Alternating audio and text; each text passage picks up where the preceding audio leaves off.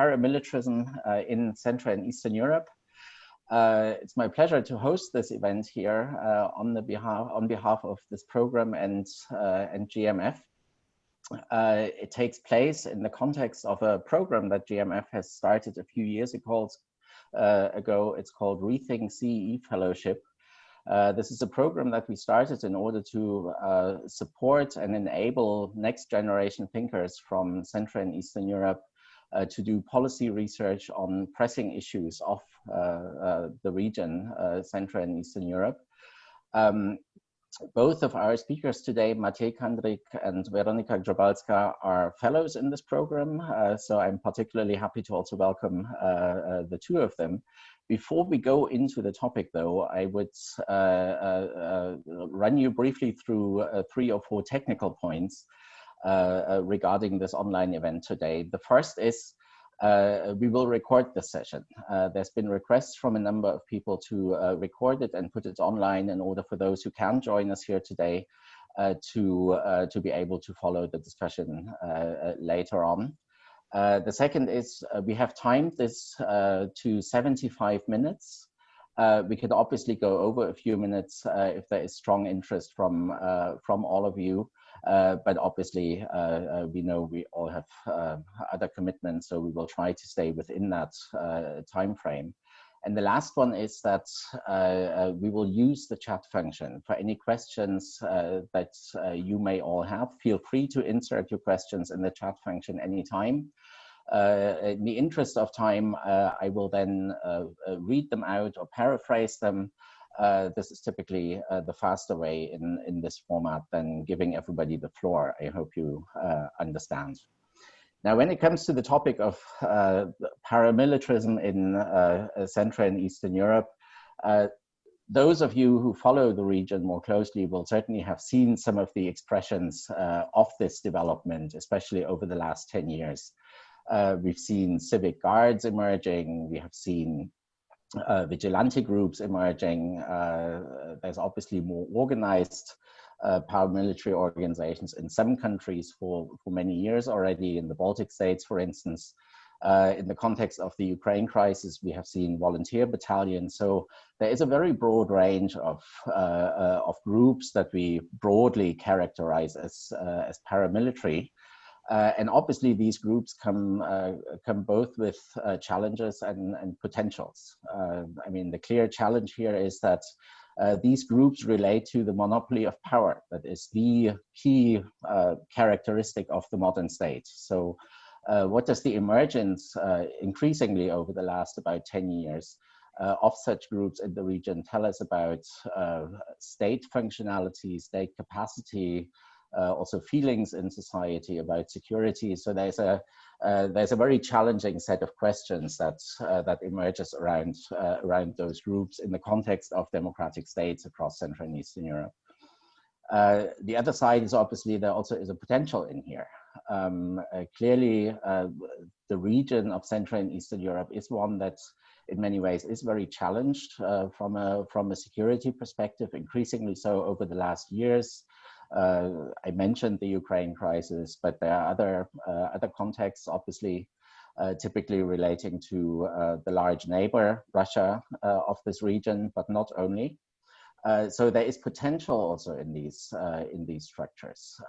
They can articulate, obviously, insecurities that there are. They can address certainly also security concerns. They can bolster the security of societies in Central and Eastern Europe. So I think we're finding ourselves in a sort of spectrum here between very challenging questions and, on the other hand, very manifest potentials that these groups represent.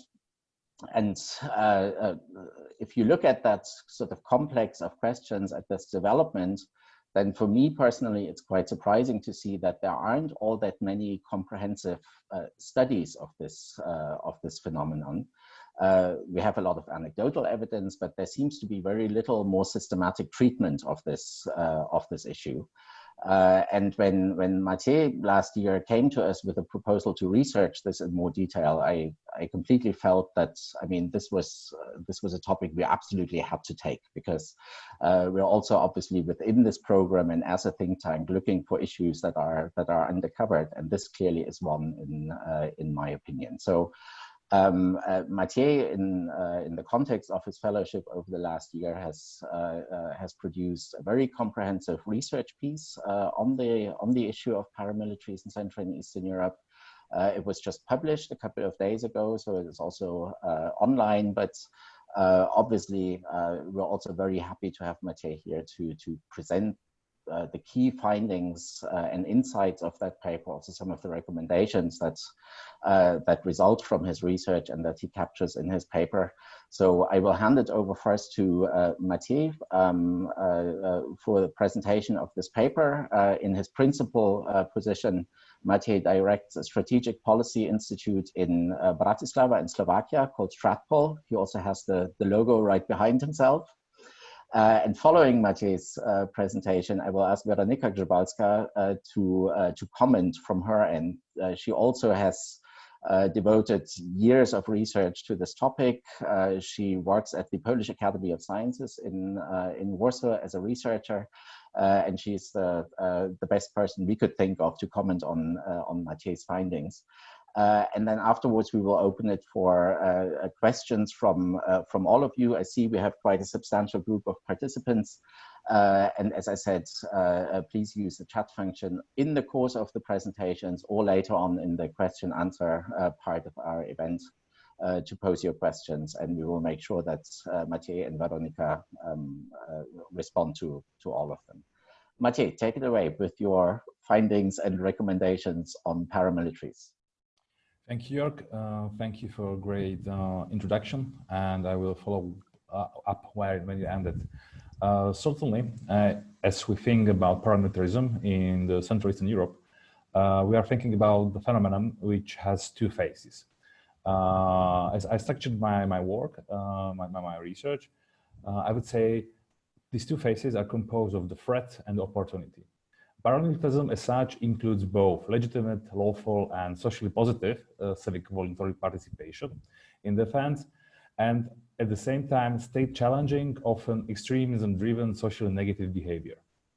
Therefore, we have to ask two crucial questions moving forward. The first question is what criteria we should use to differentiate between a threat and opportunity parts of paramilitarism.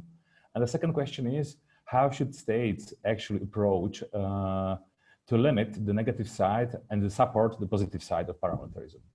Regarding the questions, the first one answer is quite easy. First of all, we need to have and see fully apolitical character, no organizational ties to any political parties, movements, or candidates, no open public partisanship of paramilitary groups of their members.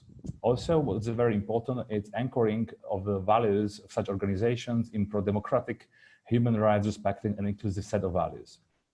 In the case where both criteria are met, and we have such organizations covered in my research, for example, in Lithuania, in Poland, and in other countries, we are for sure on the positive side of the phenomenon, and we can employ opportunity-based approach from the state. If not, unfortunately, our approach has to be different. We have to base it on the anti-radicalism prevention, mitigation strategies, and mitigation of the potential harm coming from these organizations. Answering the second question, how should state approach both sides of paramilitarism, is much more harder and complex task, which I try to accomplish in my paper. Let me start with explaining three different models I was able to identify in Central Eastern Europe. Poland. Poland is a very interesting country for covering, to be covered in my research. Model which is employed in Poland, I would describe as decentralized non-state networks of paramilitary organizations. Currently, we can find dozens of such organizations or informal groups with defined by their status and activities as a paramilitary. While there are no official membership numbers for this organization, estimates goes somewhere between 13 and 15,000 members. Most of these organizations are functioning and registered as civic organizations. Polish state considers paramilitary sector as a partner with a potential to generate additional defense potential for the country through education, advocacy, promotion and support of patriotic virtues and values within the society, with very special focus on young people. State support is realized and based on cooperation agreements between Polish Ministry of Defense or Polish Armed Forces and the paramilitary organizations. On the other hand, it's very important to stress that the state has no plans and there is no legal basis for actual use of paramilitary organizations in direct action, any kind of deployment or combat support in the case of war. For such cases, Poland established in 2016 a new branch of armed forces, territorial defense force, which actually caused a huge personal drain from the paramilitary sector. Let me move to Lithuania. Lithuania, in my understanding, is one of the best examples how can state deal with the paramilitarism. In Lithuanian model, the whole model is based on the approach one specific organization, which is Lithuanian Rifleman Union. It is a unique legal entity of semi-state character with 12,000 members, actually, prescribed by a special law. Annual budget of the organization is approximately 5 million euro, which 2 million are coming from the budget of Lithuanian MOD and 3 million are self-generated by the union itself through member fees, donations, or even small-scale commercial activities. What is really interesting about this organization is the way how it combines elements of civil defense, youth education, resistance forces, charity, or even combat training. While the military dimension of the Lithuanian Rifleman Union is completely incorporated with the Lithuanian Armed Forces and fully under the state control, its civil dimension is functioning as any other NGO in the country. This combination creates the very special character of the Rifleman Union, which goes beyond traditional active reserve or territorial component of armed forces. The third model we can speak about can be found in Latvia. Latvia, based on their own experience with military patriotic camps in Russia and questionable airsoft and military simulation activities in Latvia, together with lessons learned from Ukraine, Latvia decided to confront and securitize all non-state paramilitary-like activities in the country. In Latvia, if you want to engage as a citizen in such activities, the state is giving you two options. For youth, there is Jauntsardze, cadet forces, what is currently the biggest youth organization in the country. Or for the adults, there is Zemersandze, the National Guard, which is inherent part of Latvian National Armed Forces. Both activities are fully incorporated in national defense system, and as a structure organizationally, they belong to Latvian MOD in the case of cadet force, and to the armed forces structure in case of Zemersandze. So these organizations are not exactly, or they should not be considered as a paramilitary organization, but in many aspects of their activities, their agenda, both National Guard and the cadet forces are fulfilling very, very similar functions, like societal resilience, preparedness building, spreading of civic and patriotic values within the population, youth education, etc. Based on these three models, I would like to discuss broad recommendations how states should approach issue of paramilitarism based on broad principles of building strategies to support the positive part of paramilitarism and, of course, to limit and mitigate the negative part connected with extremism and radicalism. The very first I would like to speak about is the very crucial importance of the education. Citizen patriotic and value-based upbringing forms are really good for the state, because they are creating a resilient society. The very idea of bringing young boys and girls into the non-state or quasi-state paramilitary organization is not inherently bad. we have to think about a situation when the uniforms, mock weapons, summer camps, and other activities are there only to make it attractive for the young people, not necessarily because the very aim of the activity is to form future soldiers. But the real aim here should be and is creation of the community-bonded and cause-dedicated individuals with a clear set of values. What is really important in the whole issue is that the state really lead the way. That means that the state must have a clear concept of the objectives, roles, and tasks for engagement with the citizen volunteers on how to reach, speak, and work with them. These need to be supported by clear legal framework, which need to be established, leaving no grounds for uncertainty about legal status of paramilitary organization or quasi-paramilitary organizations and their activities. Secondary, state need to offer an alternative. As in case of Latvia, we have to think about that in a situation where the state have a fully professional armed forces and conscription is no more taking place, there are very limited options for individuals to take part in defense education or the defense scripted activities aside joining the professional army. If the state doesn't want to see non-state paramilitaries to challenging its authority and fill this space, which is right now in many countries empty, surely the best strategy is to offer an alternative led and organized by the state, as is in the case of Latvia or Lithuania. Another important point is to understand that the response of the state have to be structured. As understood within comprehensive security approach, national defense and security is holistic. So that means that any sound strategy dealing with paramilitarism must include not only the Ministry of Defense and the armed forces, which are like obvious actors in this field, but also Ministry of Education, Ministry of Interior, and relevant NGOs and civic association functioning in particular country. Gatekeeping. Gatekeeping is important part of the whole strategy. We have to understand that it is an absolute priority that any extremist individual organization should not be able to legitimize and develop itself through state-led and funded program.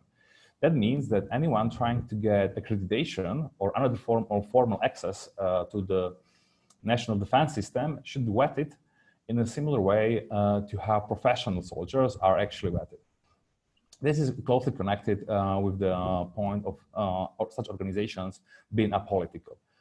As you probably know, professional soldiers can engage in open political activities.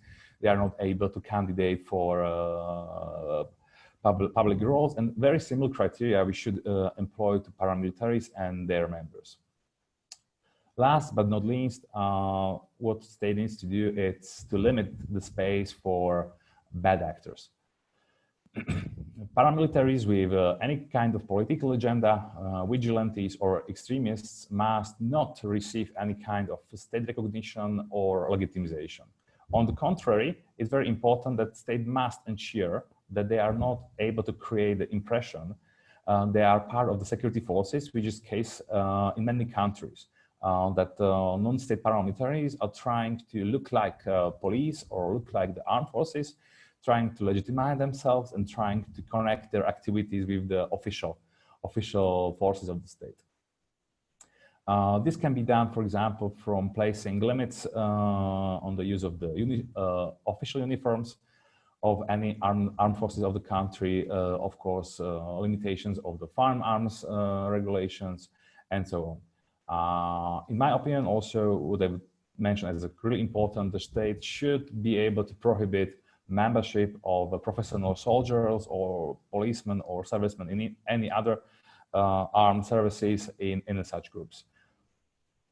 And that's pretty much what I wanted to say for right now. And floor is yours, Weronika or Joerg. Okay, Thanks a lot, Matej. That was very concise and clear. I would probably just ask you in a sort of follow-up question. I mean, you presented these three sort of models, illustrated them with Poland, Lithuania, and Latvia. Can you give us a brief sense where other countries, especially in Central Europe, sort of place in this rough categorization? Because I mean, this is obviously a phenomenon that we know from elsewhere in Central Europe, in Eastern Europe. Perhaps you can give us a sense where some of the other countries sort of place here. Thanks. Of course. In Central Europe, Czech Republic, Slovakia, and Hungary are in many aspects very similar.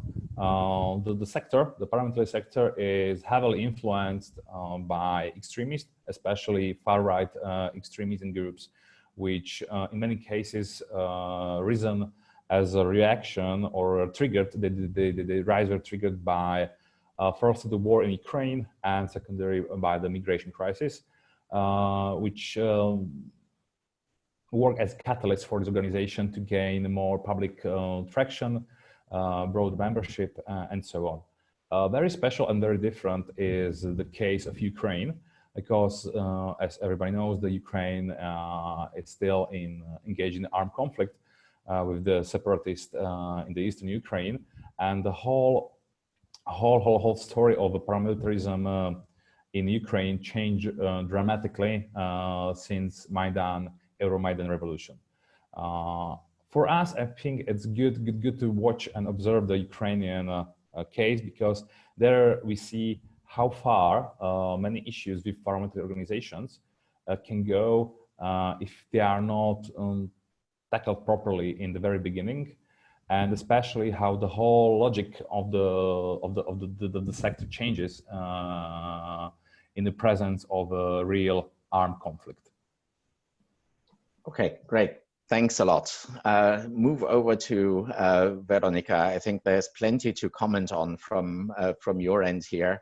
Obviously, your own country, Poland, is one of those that Matej detailed a little more, but I also know that from your research you have other and particular angles that you can and should comment from, not least a gender angle, because I mean paramilitarism is in many ways a very male phenomenon, I'm sure.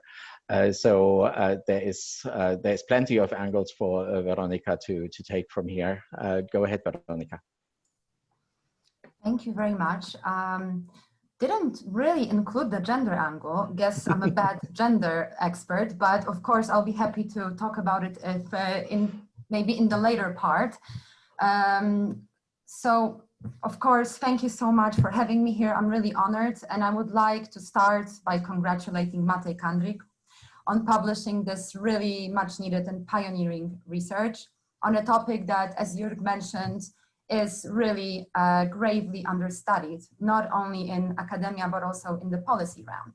And of course, thank you, Joerg, and thank you, GMF, for having the, I would say, political foresight to support such research on these topics.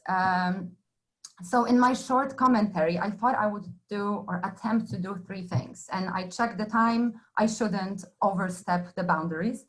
So first, I want to take a moment to try and situate Matej's policy report in the broader political and academic context to really underscore for all of us its significance, like why we should care, even if we don't work on security, but just Central Eastern Europe. Second, I want to highlight some of the actually two key takeaway points that Matej already mentioned, but I also want to reiterate them. And lastly, I want to raise two of my own broader questions or issues that with which I hope to help us start thinking about pro-democratic and civic interventions into this broader paramilitary zeitgeist that we see in the region. So to start off, I want to yet again say congrats, Matej. This report really fills an important void. And it is, of course, because following the end of the Cold War, both paramilitarism and the broader issue of militarism, military might, in Central and Eastern Europe have not drawn much attention among policy experts and scholars. After all, as everyone who is gathered here today knows, the relative geopolitical stability that the region enjoyed after 1989 led to the reduction and professionalization of armed forces, shrinking military budgets, and the gradual demilitarization of our states and societies. Moreover, there was this general consensus among liberal, especially liberal politicians in the region that, that saw security as resting predominantly on professional armed forces cooperating within NATO and the EU, and not so much on own defense capabilities of Central European societies as such.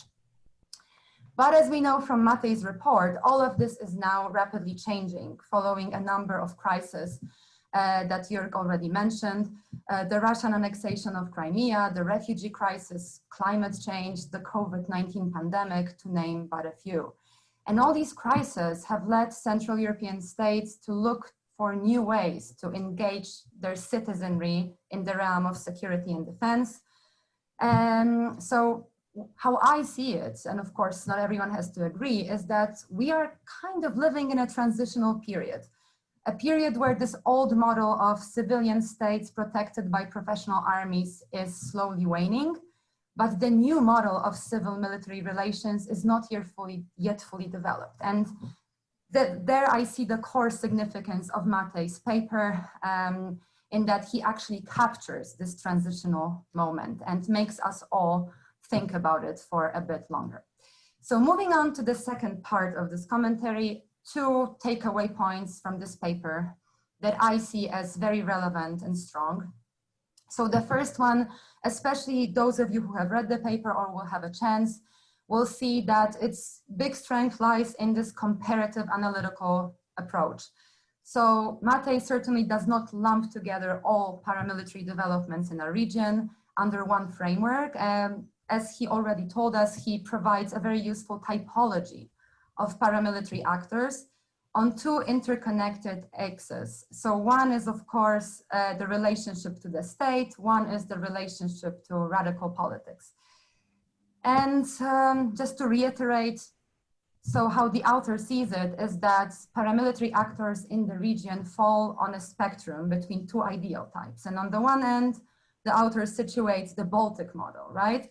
The model of non-partisan, pro-statist, state-controlled, state-led forces that he sees as presenting an opportunity for our countries. On the other end of the spectrum, Matej situates various non-state and kind of illegitimate right-wing militias in Hungary or Slovakia, which pursue their own agenda and undermine the state. And I think this is very important because few people today highlight this diversity of civic militarism in Central and Eastern Europe. Most actually kind of reduce it to the more vigilante extremist forms, invisibilizing the more statist civic forms that exist on the margins. So the second contribution that I wanted to mention lies in the author's concrete recommendations on how to deal with both ends of the spectrum. And here, Matej puts forth a very interesting analytical point that he bases on his actual interviews with experts across the region, namely that the more state-led and state-controlled the paramilitary sector, the lesser the chance for its engagement in political violence, illegitimate activities, and radical ideologies. And here, of course, I suggest that all of you read the paper, but the author also gives us very clear recommendations what to do. He already mentioned them, so I'm not going to do it again. But what I found very valuable in the report, and I think useful for policy experts, is that Matej shows how different countries in the Central European region are already implementing some of those guidelines or recommendations. So for instance, the Baltic states have already passed very clear laws regulating the role of paramilitary actors in peacetime and wartime. Poland currently is increasingly putting this kind of, as Matej said, decentralized grassroots paramilitary phenomenon under state control. And many other countries are banning or restricting paramilitary actors on different grounds, ranging from national security in Latvia to gun laws in Czechia, which I found a very interesting aspect. So now to finish off, I want to raise kind of two broader points, which are not in any way meant as a critique of anything in the report, rather an attempt to maybe step out of this framework and ask some bigger questions that are relevant for all of us who care about democratic stability in the region.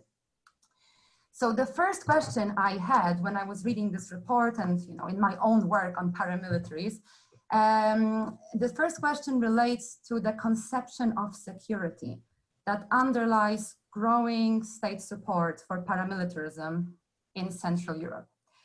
So I would argue that this conception of security that we can see in all those laws and activities and developments is rather narrow, in that security is predominantly understood by these actors as security of borders, security from military threats or military-like threats, a security that most importantly is seen as something that can be sufficiently provided by military trainings and skills, military modes of organization, and military forms of action. Now, the question that I think we should all ask ourselves in those policy circles is whether endorsing paramilitarism is really the most effective way of building societal resilience in Central and Eastern Europe. And here, I think the recent COVID pandemic and also climate change remind us that security threats that we are facing are not entirely dominated by the specter of military action, and that the army and paramilitary actors are not always the most suitable actors to tackle them. And here, so basically my question for all of us that is arising from this excellent paper relates to the best use of our very limited financial resources in the region in achieving security and resilience. Do we also see state-led paramilitarism modeled after the Baltics and Poland to some extent as the most effective way of providing security to these societies? Or perhaps can we think of more innovative, different channels through which we can ensure that our societies are brought into security and defense? And here, just to suggest one idea, of course, and where I see some untapped potential lies in the project of civic and civilian-based defense, which is performed by first responders made up of local citizens. And why I think it's important to think about it in some contexts in Central and Eastern Europe is because there are countries like Czechia or Slovakia that do not have those huge paramilitary traditions like Poland, and do not have a very strong and numerous paramilitary movement that already garnered mass membership.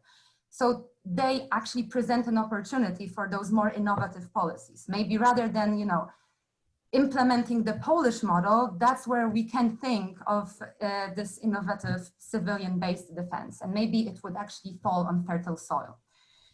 Now, the second and last point I want to raise relates to the report's core and very sensible recommendation that the way to keep paramilitary actors from turning uncivil, as political scientists often call it, is to bring them closer to the state. And that this is supposed to offset radical elements, right? As Matej says it in his report very nicely, the state should lead the way, and that this will save us from extremism. Now, coming out, being a statist myself, I of course understand this very sound point and I endorse it. At the same time, I can't help but think that, the very dynamically changing political context in some countries in Central and Eastern Europe pushes us to complicate and contextualize this recommendation that otherwise would be completely common sense. And I'm sure everyone here also knows what I'm talking about. So how I came to see it from my own research is that this civic militarism represents what many political scientists call a thin ideology. Basically, an ideology that addresses only some small part of the political agenda. So in this, what I mean by it is that civic militarism simply joins people who believe that citizens should engage in the defense of their community, but it does not really tell us anything about what this community should be like and what values it should have. So therefore, when you look at different forms of civic militarism across history, you see that civic militarism always ends up attaching itself to some thick host ideology: nationalism, socialism, liberalism, republicanism, whatever that actually gives prescriptions on what the community should be. So what I'm trying to say here is that broader state ideology will inevitably affect the form and ethos that civic militarism will take in a given context. And it can push it either towards more nationalist exclusionary sides or towards more democratic republican ones. And I mention this because in some countries across Central Europe, for sure Hungary, Poland, to some extent Slovakia also is not free from it, the concept of the state itself is currently the object of fierce polarization. And actually, liberal parties or certain political actors have attempted to rewrite what the state means in terms of legal normative measures away from this post-89 liberal democratic blueprint. So as a consequence, I believe that this very common sense prescription that Matej mentioned, namely that state-led and state-controlled paramilitary organizations, will be free from extremism and radicalization, should be kind of more contextualized because today this control of the state or the leading role of the state will mean completely different things in Czechia and in Orban's Hungary. So all of it is just as a reminder that today in Central Europe, and we as policy experts, makers should remember that the threats to democratic stability may not come solely from non-state radical actors that undermine the state, but we also have to be prepared for a possibility that these threats might more problematically come from the state itself, becoming increasingly co-opted by certain radical ideologies, and that this will influence civic militarism. And with this pessimistic thing, I will end. But all in all, these two broader points not in any way take away from this much needed report. So again, congratulations, Matej, for your important work.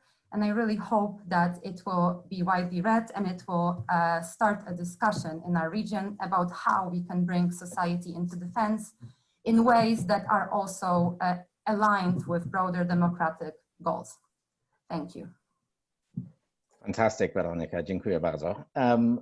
I would like to, before we go into questions, and I see questions coming up in the chat already now, I'd like to play it back very briefly to Matej, because Weronika posed a couple of questions that you didn't necessarily cover in your policy paper, but I could imagine that you have immediate responses to some of those. So Matej, if you wish, go ahead responding to some of the points raised by Weronika just now. Certainly. I can agree with Weronika on the point that thinking about paramilitarism, it's surely not the best cure for our security and defense system. If we think about, in the broad terms, in a way, how we need to prepare our population, our citizens, to deal with any kind of crisis situation, military or non-military, paramilitarism should come as only very last option, very last tool in our toolbox. And before we should use any other options available. I can connect this topic with the issue of the youth education. From looking at it from the outside, it really looks, it's mostly about training, guns, uniforms. But what is important there, and it's a really important vector, and basically everyone from my respondents highlight this topic. It's mostly about forming the young people in a particular set of values, into being bounded in their community, to build their soft skills like cooperation in a group, leadership skills, being able to communicate openly their opinions and values.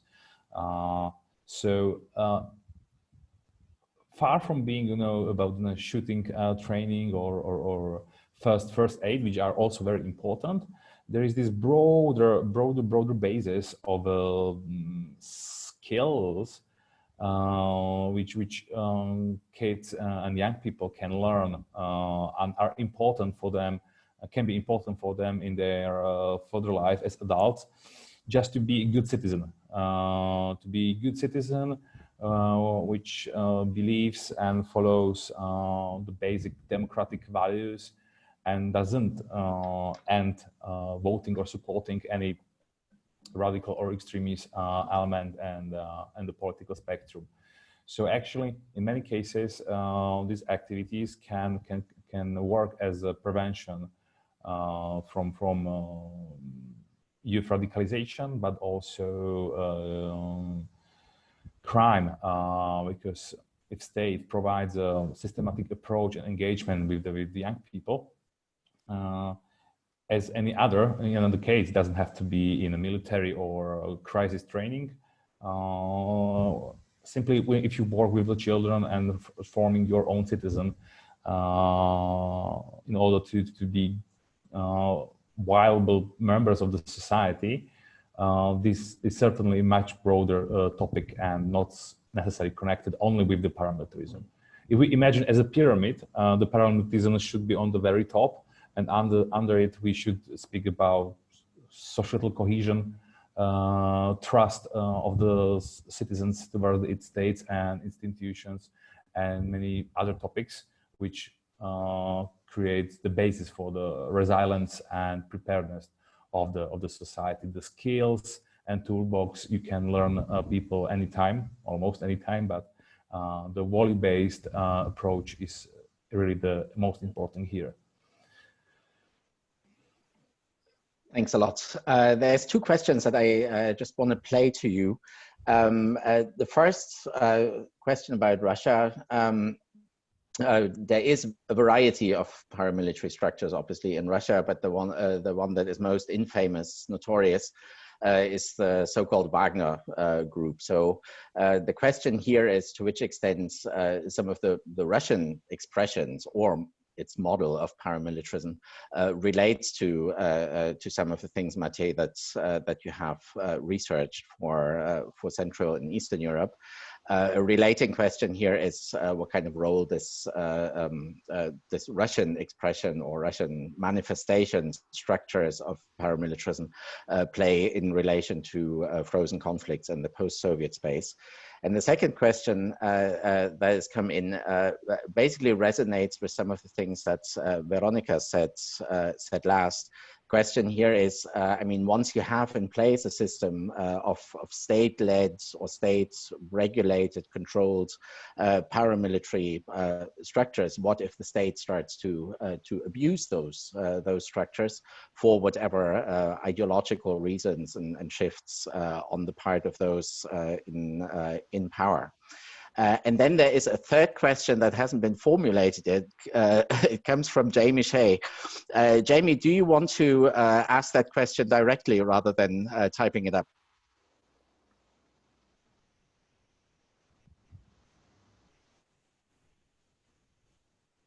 Okay. We'll wait for Jamie. He may still write up the question. You all know Jamie Shea from NATO in his various capacities there. Perhaps he comes back with the question and poses it later. So Matej, Weronika, those two questions for the time being. Weronika, you want to take a first go? So we go forth and back between the two of you. Actually, I think I would leave the first question to Matej to start, since he has done a great job at actually mapping out and monitoring all different, more extremist groups in the region. And then I'll maybe add something in if something's not out there. Sounds good. Matej? Sure. All right. Wagner Group. Wagner Group, in my understanding, is a very special animal, and I'm not exactly sure if we should consider it as a paramilitary organization. The thing is that the Wagner Group is a private military company, and the members are there for the money because they are contractors being paid for do whatever they do, military training, providing services, reconnaissance, etc. The basic logic behind the Wagner Group is economic. The group is there to make money. Of course, there is no question that the Wagner Group is closely connected with security apparatus of Russian Federation, and it have ties to political decision makers in Russia. That changed, of course, the situation a little bit, but still, the major motivation or the primary motivation of the Wagner Group to be in Syria or Libya or anywhere elsewhere in the world is not political or ideological, but it's about money and making profits. So in my understanding, Wagner Group is actually something different and is different phenomena from the paramilitary organizations we discussed here or I'm mentioning in my paper. Of course, there are similar organizations or any other private military companies which are based in Eastern or Central Eastern Europe, and their business is usually includes like guarding oil tanker ships in the Persian Gulf or similar type of activities. And it's really tied only to the economic factor, providing security as a service, as a business service, not on the political or ideological basis. Okay, Weronika? Yes, sorry, I muted myself again. Yes, I basically agree with Matej with the limited knowledge that I have about different paramilitary groups in Russia, and I'm still learning. Certainly, if there's any kind of easy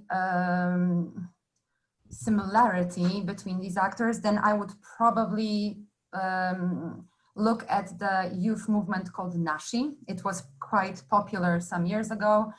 And I'm not talking about its genealogy because it was definitely more state-led, but I see a lot of similarity between the Baltic states and Poland and that type of movement, namely that, as Matej mentioned, the kind of prime characteristic of those paramilitary youth groups in Central Eastern Europe is that while they engage in paramilitary practices, wear uniforms and emulate the army, a very big chunk of their activities is actually more civil society based than, they're not just training to be mini soldiers, but they're kind of performing a wider civil society function. They create bonds in local communities, serve their local communities, take care of anything from memory politics to skill development for youth,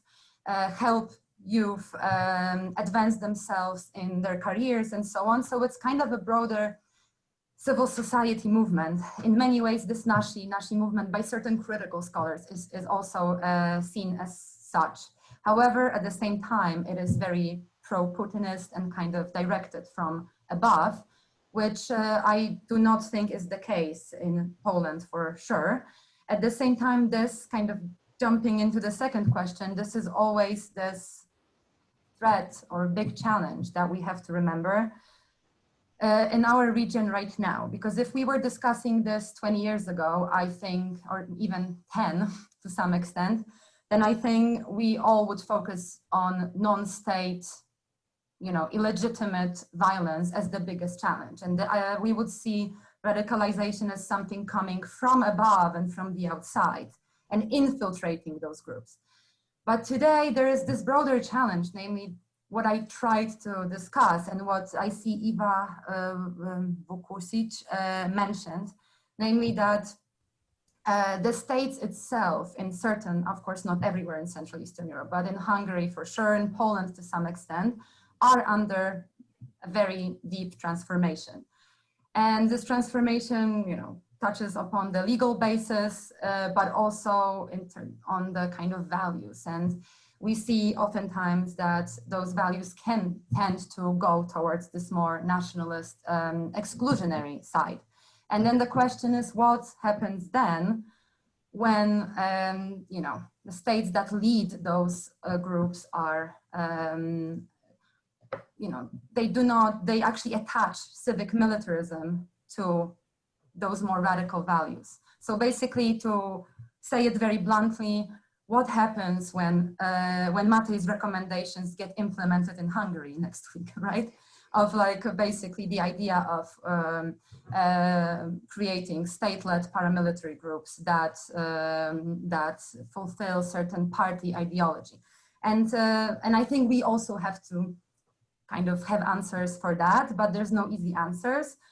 One thing I can certainly say as someone who has done field work with the Polish paramilitary movement is that, interestingly, you know, the Polish paramilitary movement since '89 has been, as Matej mentioned, decentralized and was not controlled by the state to the extent that we see in the Baltics. It functioned as a civil society, a third sector movement. It was no different in its kind of legal meaning than other NGOs. And yet it has not engaged in any uncivil practice and has not committed any illegitimate violence. So even though it was not taken over by the state, it was very civil in many ways for 30 years, right? So all I'm trying to do is be a very annoying sociologist and kind of complicate this key recommendation that otherwise I think is very sound, that, you know, bringing these things closer to the state means that they will become less radical. I think there's examples from both ends, namely that decentralized non-state, like things not led by the state, like the Polish paramilitary movement, could have been very civil for years. And on the other end, that we can imagine exactly what one of our participants asked, that states can basically misuse them in a very uncivil way. So that's my long Thanks comment. a lot. While we're waiting for some of our participants still to write up their questions here, there's a couple I have from my end that I wanted to pose. The first is, and Weronika alluded to it in her comments. A lot of what we see with these paramilitaries is sort of very traditional, sort of kinetic military orientation, right? But what we have seen, obviously, across Central and Eastern Europe and elsewhere in the last years is that threats to security are changing nature, come in different forms. To name only one, cyber, right?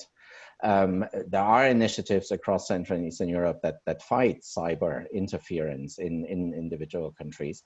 But I was wondering whether these paramilitary structures, or at least some of them that Matej researched, are integrating some of those newer threats to their activities, whether the active sort of security-oriented activities that they run, or the educational ones for that matter. So that's a question directly also to Matej. A second one, and that goes more to Weronika, and I want to press you on this, having mentioned it earlier, is the gender dimension of all of this. I mean, paramilitarism as it emerged and seems to be growing also in the last 10 years, in many ways is also a reflection of what happens in Central and Eastern Europe states, societies, and in the context in which they exist. Now, when it comes to gender relations in Central and Eastern Europe, then the last 30 years have been have seen a massive development that away from sort of very traditional sort of gender relations, propelling women into much more sort of visible, responsible roles in society. So looking superficially at these, at this emergence of sort of more widespread, stronger paramilitary structures, you would think that this must mean some form of setback against that change in gender relations in Central and Eastern Europe. So I was wondering if you have thoughts on that. And my last question would be, surely similar arrangements, structures of paramilitary groups in various shapes and forms also exist elsewhere in Western European democracies, in the United States, Canada for that matter. Are there any experiences from countries further west that Central and Eastern European countries can draw on in designing systems that would integrate paramilitary structures into a broader concept of security? Question to both of you. And then now there is a question from Jamie. about activities of Russian groups like the bikers. Just leave it there. It goes beyond basically the question that was asked earlier on the Wagner group, but sort of looks at structures that may not at first glance call themselves even paramilitary structures, but have forms of organization, represent forms also of extremist ideology, and also play a role outside of Russia, as we've seen with some of the night wolves. So the question here sort of goes again in the direction of Russia and groups that are beyond the commercial structures like Wagner that were discussed already. Matej, you want to go ahead? Yeah, sure. So regarding new aspects of security like cybersecurity and disinformation and how paramilitary organizations are dealing with them, yes, they are active. They are working on these topics. I can mention there is dedicated cyber unit of Kaitselit, Estonian National Defense League, which works on dedicated cyber issues, and it helps to develop the cyber security and defense within the Estonian armed forces. From Lithuania, I can mention a huge cooperation between Lithuanian Rifleman Union members and well-known Lithuanian elves who are fighting disinformation and propaganda on social networks through memes and jokes and humor. Also, I can mention several cases from Poland where, for example, organization Obrona Narodowa.pl, National Defense PL, is developing programs also securing, focusing on cybersecurity for its members and countering disinformation. So certainly, yes, these actors, paramilitary actors, understand these kind of threats are working actively with them. So no at all, it's only like light infantry tactics and shooting. They perceive the security environment also from the angle of these new threats and new approaches to security. Okay, Weronika?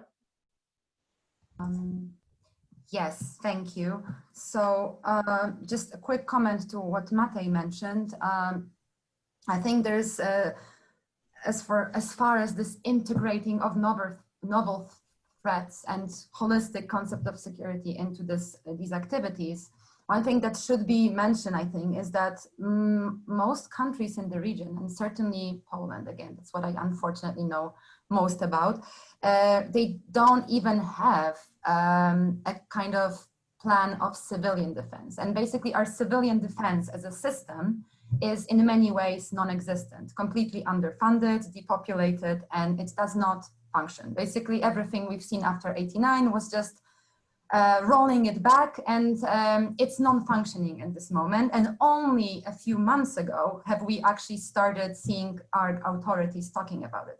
So the interesting part of it is that seems to me like states in Central Eastern Europe started with rebuilding this military potential and rebuilding those military defense capabilities in their societies, rather than thinking about broader civilian-based projects. And this is something that I think should be discussed and maybe should be altered, because I mean, depending on which direction we want to take, but I would certainly be for the other one, for the more comprehensive one. So as far as the gender dimension is concerned, that's of course, Joerg knows that I should know all the answers by now, but I still do not know all of them. I'm only trying to find out, but certainly there is this, one would expect, right, that with the rise of certain paramilitary sentiments and paramilitary activities in a given country, that could have an effect on the gender order, on you know, the relationship between the genders, and that it could in many ways masculinize the society, either like symbolically or in kind of very concrete terms. And again, here actually Matej's typology is kind of useful for understanding this, because what I have found as well is that in terms of those more radical groups that actually are not pro-statist but pursue their own radical political agenda, you really see that they are mostly made up of young men. Of course, not always, and of course we can't be blind to the fact that you know, radical extremist women's activism should not be underestimated, and it's on the rise, but still they are predominantly male. But when we look at those the other end of the spectrum, namely those kind of pro-statist paramilitary civil society groups, the ones that we see in Poland or the Baltics, what we find is that there's an actual surprisingly high number of girls and women. And I say surprisingly because in Poland, for instance, there's been much more women continuously in the paramilitary sector, and now in the new territorial defense forces that are created from the paramilitary sector than there has ever been in NATO Polish armed forces. Meaning that in our, you know, professional armed forces, where like basically after NATO regulations in 1998 allowed women to join the military, there's never been more than a bit under 5% of women. In territorial defense forces that only exist a few years and are based on the civic militarist ethos, there's already 15%. And in certain paramilitary organizations that I've studied, for instance, in Southeast Poland, there's been years where women comprised 60% of those groups. So all that being said, it's kind of an interesting sphere to look at because it can show us that, I mean, it basically, of course, again, it's a very simplistic thing, but as a model for policy thinking, one could certainly see that the more women in a given paramilitary organization, the more civil it seems to be in many ways. The more aligned with civil society activity it is, and less kind of aligned with radical agenda. So this is kind of a marker that can help us, you know, just identify these things. But of course, there are differences. So I don't know if that's enough, or should I continue? That's enough. There are more questions coming in. You will certainly be able to add again. Let me go back to Jamie's earlier question, which I think I botched a little bit when I tried to paraphrase it. I mean, basically the question asks about links between Russian, let's call them extremist groups like those bikers, and paramilitary structures in Central and Eastern Europe. Part of the question was whether some of these ties have been severed by the COVID crisis and closed borders. So let's come back to that question of Jamie's. A second one that relates to it comes from Daniel Hegedus. It's basically about the vulnerability of paramilitary structures exactly to such foreign interference. Whether they are covered the same way by sort of oversight and military intelligence, or whether they are more open to foreign, especially also Russian interference. And a third question at this stage from Katalin Holmai is an interesting one. Everybody who grew up in Central and Eastern Europe before 1989 knows how militarized and paramilitarized our societies were. Every young person needed to be part already of some of these structures. Now, you would expect that there's an aversion across these societies still against some of these structures. But in Katalin's questions, it seems that this re-emergence of paramilitary structures indicates that Central and Eastern European societies may have overcome some of their aversion to that communist past. So let me leave it at those three questions to the two of you. Matej, you want to go first? Yeah, I can surely. I will start from the last question. In my understanding, it's certainly as the question is describing the situation. In all countries, the Baltic states, we can see that the popular state organized, state-led organization, they have their historical predecessor, which make the legitimacy in the society and on the state. And these predecessors were fighting for the country's freedom even before the Second World War and the First World War. So in case of Estonia, Latvia, and Lithuania, for sure, and in many aspects also in Poland, these organizations have credit of freedom fighters and have much longer history than the organizations which can be found in Central Europe. In Central Europe, in case of Slovakia, Czech Republic, and Hungary, here the Poland is a little bit different case. I can only agree with that people are a little bit like curious when you mention paramilitary because of the people militia or a similar kind of organization which were completely under the control of the communist regime and were used as a tool of repression.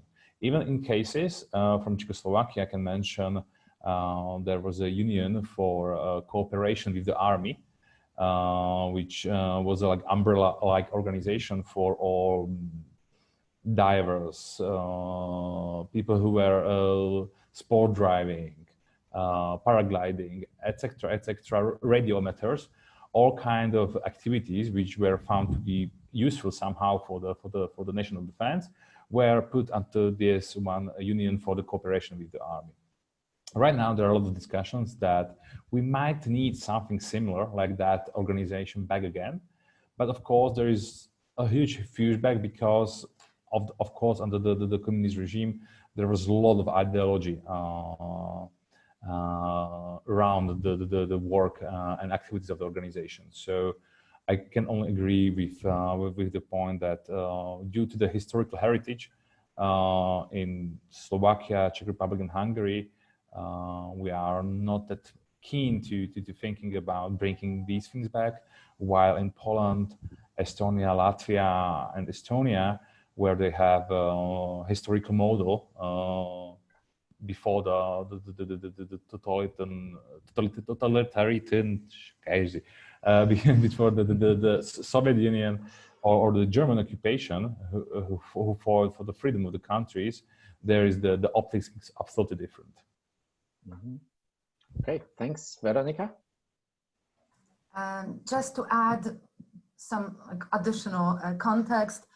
This is, of course, true that certainly what Matej presented is also kind of the point of view of paramilitary actors themselves, who in our region see themselves as bringing the army back to the society. And the idea there is that, of course, in the state socialist period, the army itself was connected to the Communist Party and to the Soviet Union, so it wasn't really the voice and the representative of the society, and also was in most of our states at some point used against its own society, right, to basically pacify some protests and so on. And this certainly created a huge, actually, I'm not afraid of this word trauma. Certainly one can see that in kind of older generations in Poland, that there is a certain trauma associated with how the military was used during the martial law. And this, even though militarism in Poland has always been part of kind of the cultural landscape, meaning that, because of the whole long independence tradition and so on, the army was always kind of treated as part of the cultural blueprint and not just as an army. But this like the state socialist period in some ways created this breach. But I think that exactly what Matej said is happening now, that those paramilitary actors are trying to kind of build on prior traditions in order to show themselves as representatives of the society. At the same time, it's not that unproblematic. Just to answer Katalin Halmai's question, did we really overcome in Central Eastern Europe this distance towards these organizations? And I would say that we have not, because while the majority of the society may in fact be in favor of them, there's still a very big portion of, especially let's say the opposition, political opposition, who see them as potentially dangerous. And then we shouldn't underestimate these concerns because they are, I believe, very legitimate, simply because there are reasons to fear how these groups can be used and how the state itself can deploy them. And therefore, I think there's still a need for anyone. I mean, it's a very problematic topic, so I'm very happy that Matej took it up, because whenever someone starts talking about it publicly, there is this polarization. And it's very hard to find stance which is neither against or for, but is kind of, complicating it, that we're not fully against, we're also not uncritically for it, and we understand the challenges. So I think our societies in this sense, we're not where Switzerland is, with this idea that, every citizen is a soldier, and that's unproblematic to a large extent. Instead, there is a lot of fear and opposition from, let's say, the pro-democratic oppositional forces against those paramilitary structures and how they can use. And the biggest question is always, what kind of values will prevail? Will these be the liberal democratic ones, or will they be some more radical ones? So that's kind of all, but there was another question, which was, I think, again, maybe Matej would like to answer, from Daniel Hegedus. Yes. Which is very... Yeah, I will try to connect answer to Daniel's question and to Jamie's question, because it's anyway connected through the Russian vector. It's indeed true that Russians or Russian secret services are very active in the sector, and we're not talking only about paramilitary organizations, but also martial arts and political groups and movements, often radical, promoting national conservative set of values, we can say. And these groups, the clusters of groups, creates the contact points for Russian to spread their influence, or trying to influence what's going on in car countries. What Jamie asked about the bikers, I believe he is referring to incident from 2018 from Slovakia, when public realized that Slovak conscripts, the biggest and the most well-known Slovak paramilitary organization, were training on the training side of the Night Wolves in a small village called Dolna Krupa, on a decommissioned armored carriers, which were actually borrowed from the National Historical Army Museum by the guy who created the Night Wolves Europe in Slovakia. So there certainly was this kind of connection. As far as I know right now, these connections are not anymore working. They are not working together. And I don't believe it's because of the COVID-19 or any other reason. That simply these actors sometimes don't see the world exactly in the same way, and the ways just go different ways. But in very similar regard, I know a few cases from Serbia, where also local branches of Night Wolves, together with Night Wolves directly from Russia, were cooperating from Serbian nationalists on forming something we can call, for sure, like quasi-paramilitary organizations or paramilitary organizations in Serbia, or in and around the Banja Luka in Bosnia and Herzegovina. So for sure, there is a huge danger, and it's a really sensitive issue to tackle. I can mention several more cases, and we know, for example, that exactly the members of the Russian Secret Service trained with one paramilitary organization in Hungary.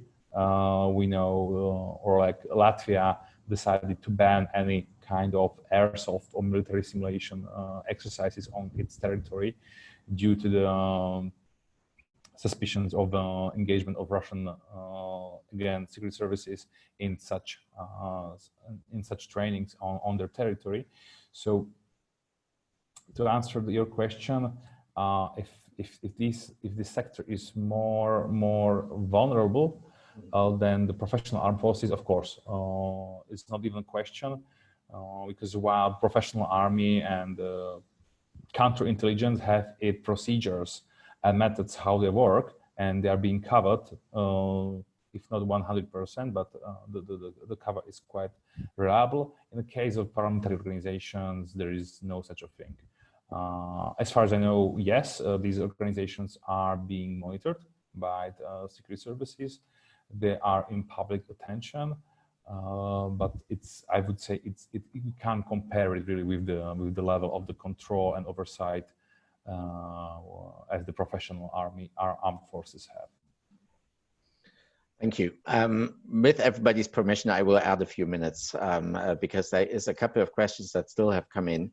And the one that I want to give both Matej and Weronika last is basically a dual question from two colleagues in the Czech Republic, Pavel Havlicek and Pavel Kosnach.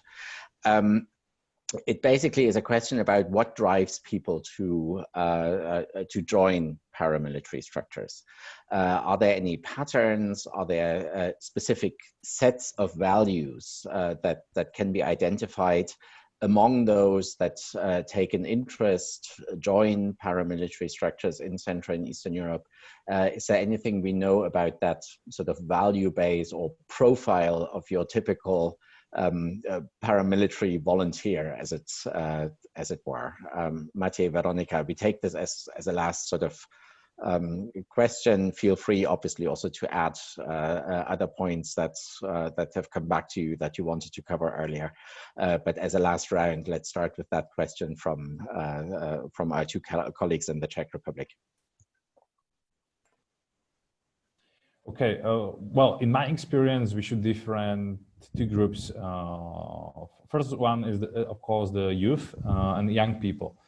In my experience, what it's the most leading motivation for young people, it's because it's sexy. Because weapons, uniforms, and military hardware are something you don't usually see in your usual life. It's something different. And it's being attractive for many young people. Speaking about the adults, the situation is certainly different. For some people, I believe it's a way how they can relate to their community and feel the belonging to the community and doing something useful. I think in today, a really individualized society is important factor for many people to feel like a valuable member of the society, and this is a way how many can reach it and feel it. For other people, I believe there is also a factor of perceived or real insecurity in their life. Of course, security environment is changing quickly. We were observing how quickly situation in Ukraine developed, then again the migration crisis, and people can ask a question themselves that do I need something more for my security and security of my family, or I trust completely to official police, armed forces, or border guard, etc. In this regard, I would say that many of these people are motivated by doing something for their own good. So it's almost like transactional kind of relation to their membership in paramilitary organizations. But it's certainly, I think we can say that there is one average paramilitary member whose values or motivations we can apply to whole sector. I know personally members who join organization because their granddad or granddad was fighting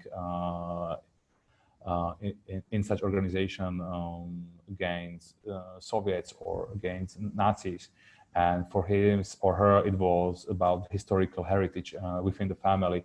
So I think we can really find really different and broad spectrum of motivations why are people joining and why they are doing these kind of activities.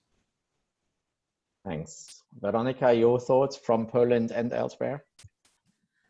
I was trying to think what to really say, because it seems to be a very easy question, but the answer is so hard, because of course we can take this very policy-based positivist approach and, you know, just kind of group people into 5 groups of what are the motivations, but then we're basically just narrating what people told us they think is the motivation. And it can, I mean, if anyone asked you why you're jogging, I mean, here again, I'm speaking as a sociologist more so, that when someone asks you why you do something, sometimes these motivations are kind of deeper, and you just answer in a certain very easy way, but it doesn't really mean that we should take it at face value, right?